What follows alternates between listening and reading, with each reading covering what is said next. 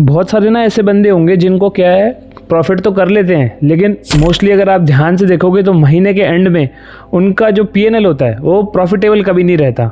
सालों हो गए होंगे, 3-4 साल 5 साल हो गए होंगे कि महीने का जो एंड का पीएनएल है उनका कभी प्रॉफिटेबल आया ही नहीं।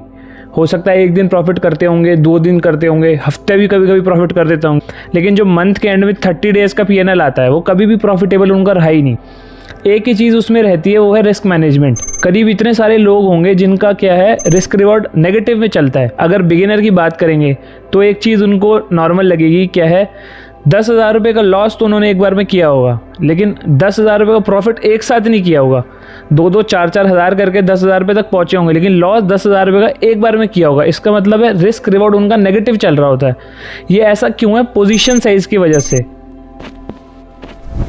पोजीशन साइज एक बहुत इंपॉर्टेंट कॉन्सेप्ट है। अगर आप किसी भी प्रोफेशनल से मिलोगे ना, तो वो ये नहीं पूछता कि कहाँ पे एंट्री ली है, कहाँ एग्जिट ली है, वो ये पूछते हैं कितने लॉट बाय करने हैं या कितने लॉट बाय किए आपने, क्योंकि ये उनसे एक्सपेक्टेड ही नहीं है कि एंट्री गलत ले लेंगे वो या स्टॉप लॉस नहीं लेंगे। वो सब तो सेम ही चलते हैं हर बारी, लेकिन क्या है, इंपॉर्टेंस देते हैं पोजीशन साइज को कि कितने लॉट्स वो बाय कर रहे हैं। मैं तो वैसे स्टॉप लॉस स्क्रीन के ऊपर लगाता हूँ, लेकिन बहुत सारे ऐसे प्रोफेशनल बंदे हैं जो स्टॉप लॉस को स्क्रीन पे नहीं लगाते, लेकिन एक इंपॉर्टेंट फैक्टर है उनके साथ, वो पोजीशन जो उनकी साइजिंग होती है वो बहुत छोटी होती है। रिस्क जब मैनेज हो रहा होता है उस समय गलती करने की गुंजाइश कम हो जाती है। क्या है, 2 ट्रेडर्स हैं, अगर आप यहाँ पे देखोगे समझ लो 2 तरह के बंदे हैं, एक ए है और एक बी है। सेम जगह से ट्रेड ली, समझ लो हमने यहाँ से, मैं कह रहा हूँ आप समझ लो कहीं आपने ट्रेड ले ली, आपने कहीं यहाँ कहीं बाय कर लिया और आपने यहाँ प्रॉफिट ले लिया, आपने यहाँ लगा दिया कहीं स्टॉप लॉस, आपने सोचा भाई यहाँ पे मैं स्टॉप लॉस ले लूँगा, चलो आपने सोचा इस पैटर्न में स्टॉप लॉस ले लूँगा। अब ट्रेडर एक ए है और एक बी है, एक रिस्क कैलकुलेट करके चलता है, उसने 2% खोए, ट्रेड सेम ली, ए ने भी बी ने भी, उसने 2% खोए, और बी जिसने रैंडम एंट्री कितने भी लॉट खरीद लिए उसने 20% खोए। अब किसका पोर्टफोलियो है जो आगे तक लंबा चलेगा?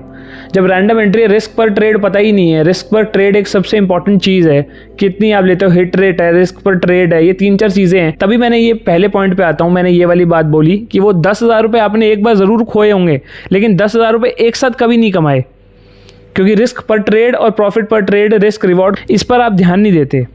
सबसे बड़ी बिगिनर की जो मिस्टेक रहती है, वो मिस्टेक ये होती है कि बहुत लोगों से आप ऐसे बात करोगे, पूछोगे कि भाई कैसे बाय करते हो, क्या करते हो, वो लॉट्स में बाय करते हैं। वो कहते हैं हम तो 100 लॉट खरीद लेते हैं।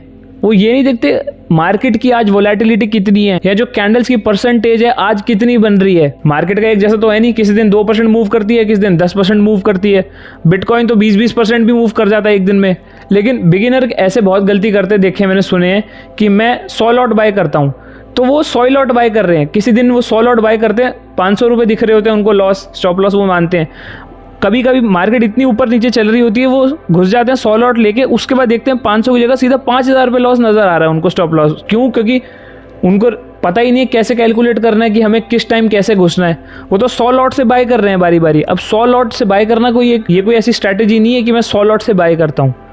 स्ट्रैटेजी ये है कि मेरा लॉस एक रहता है, एक ही तरीका है मार्केट में। मैं कैसे बता रहा हूँ आपको, मार्केट का डिस्टेंस देखो आप। कभी कभी तो पूरी मार्केट अगर मूव कर रही है, कई दिन मूव कर रही होती है, आपने यहीं कहीं ट्रेड कर रहे हो, तो मार्केट घूम रही है, यानी 1.6% के आसपास घूम रही है। थोड़े दिन बाद आप देख रहे हो तो मार्केट इतना बड़ा स्ट्रक्चर मूव ला रही है, मार्केट 4.7% मूव कर गई एक ही डे में। तो अब यहाँ पर 100 लॉट काम थोड़ी करेंगे। 100 लॉट आपने बाय कर लिए किसी दिन और 100 लॉट आज बाय कर लिए जब मार्केट इतना मूव दे रही है, तो एक कैलकुलेशन थोड़ी रहेगी रिस्क पर ट्रेड की। अब कैलकुलेट इसको कैसे करते हैं हम? कैलकुलेट करने के लिए एक सिंपल सा पोजीशन साइज अगर हमने देखनी है तो क्या है, कितने रुपए आप रिस्क करते हो डिवाइडेड बाय स्टॉप लॉस। समझ लो 2% आप रिस्क करते हो और 50,000 रुपये आपका कैपिटल है, तो 1,000 रुपये रिस्क हो गया आपका। अब 1,000 रुपये रिस्क कैसे करोगे? अब प्रोफेशनल ट्रेडर कैसे काम करते हैं आप ये देखोगे। समझ लो एक स्टॉक है, आपने एंट्री ली 95 रुपीज़ पे और 90 रुपीज़ आपका स्टॉप लॉस है, 5 रुपये आपका स्टॉप लॉस है। समझ लो 5 रुपये आप लॉस झेल सकते हो। तो position size is equal to risk divided by stop loss. Risk आपको मैंने बताया आपका 1,000 रुपये था और स्टॉप लॉस आप 5 रुपये ले सकते थे, यानी आप क्वांटिटी 200 बाय करोगे वहाँ पे। एग्जाम्पल दूसरे के लिए समझो, दूसरी बार आपने कोई और ट्रेड ली, वहाँ पर क्या हुआ कि आपने 95 पे ट्रेड ली और स्टॉप लॉस 90 की जगह आपने 85 रखा हुआ है, 10 रुपये स्टॉप लॉस रखा हुआ है। अब स्टॉप लॉस तो बढ़ गया, तो वहाँ पे क्या करा जाएगा, वहाँ पे क्वांटिटी को घटा दिया जाएगा लॉस आप फिर भी 1000 रुपये करोगे। कैसे करोगे? अब 1000 रुपये डिवाइडेड बाय 10 स्टॉप लॉस, क्योंकि अब 10 रुपये का है आपका, तो वो आएगा 100 क्वांटिटी। पहले आपने 200 क्वांटिटी बाय करी थी और रिस्क था आपका 1000 रुपये। अब आपने क्वांटिटी बाय करी है 100 और रिस्क है आपका दोबारा 1000 रुपये। प्रोफेशनल जितने भी बंदे हैं ऐसे काम करते हैं, रिस्क सेम रहता है, क्वांटिटी घटा बढ़ा देते हैं। अगर किसी टाइम पे स्टॉप लॉस बड़ा है तो क्वांटिटी घटा दी, और स्टॉप लॉस छोटा है तो क्वांटिटी बढ़ा दी। अगर किसी ट्रेड आपको लग रही है कि परफेक्ट जा सकती है, किसी दिन आपके पास कोई कंफर्मेशन अच्छी है ट्रेड की, तो स्टॉप लॉस आपने वहाँ पर टाइट ले रखा है तो क्वांटिटी बढ़ा सकते हो। लेकिन अगर कहीं पे कभी कभी लगता है कि मार्केट लिक्विडिटी लेने आ सकती है और स्टॉप लॉस आपका बड़ा है तो क्वांटिटी घटा दो। ये सिंपल तरीका है मार्केट में बने रहने का। आपको मैं चार्ट पे दिखाता हूँ यही सेम चीज़। एग्जांपल के लिए आप समझो आपने यहाँ पे लॉन्ग करा, कहीं पे यहाँ पे ये कैंडल आपने टूटी, यहाँ से आपने लॉन्ग कर दिया। अब किसी किसी का स्टॉप लॉस ये होता है, इस पैटर्न के नीचे लगाता है कोई स्टॉप लॉस अपना इस पैटर्न के नीचे लगाता है। अगर आप समझो कि यहाँ पे ये आपकी एंट्री जो है, ये जो मैंने आपको एग्जांपल दिया अभी, उसके लिए समझ लो यहाँ पे आप 95 रुपीज़ पे एंट्री कर रहे हो और 90 रुपये आपका स्टॉप लॉस है, 5 रुपये आपका रिस्क हुआ।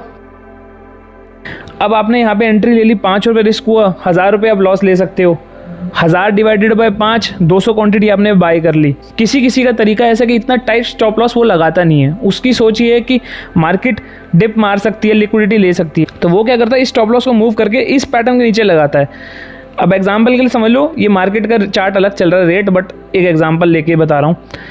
अब समझ लो यहाँ पे आपका स्टॉप लॉस, यहाँ पे आपने एंट्री 95 पे ली, स्टॉप लॉस 85 हो गया, अब 10 रुपये का स्टॉप लॉस हो। यही करना है, 1000 डिवाइडेड बाय 10, 100 क्वांटिटी, आपने 100 क्वांटिटी बाय करनी है। ये हो सकता है कि आपका प्रॉफिट कम होगा, लेकिन अगर प्रॉफिट कम होगा तो रिस्क भी कम होगा। मेन तो यही है, रिस्क की मैनेजमेंट आपको आनी चाहिए। पैसे कमाना कोई बहुत मुश्किल नहीं है मार्केट में, पैसे बहुत लोग कमाते हैं लेकिन अगले दिन सारा वापसी दे देते हैं मार्केट को। इसका मतलब यही चीज़ देखो, अगर आपका स्टॉप लॉस छोटा था तो पोजीशन साइज बड़ा था, यहीं आपका स्टॉप लॉस अगर बड़ा हो गया तो आपका पोजीशन साइज घट गया। तो ये पोजीशन साइज की वीडियो थी, इसको समझो और अप्लाई करो मार्केट में।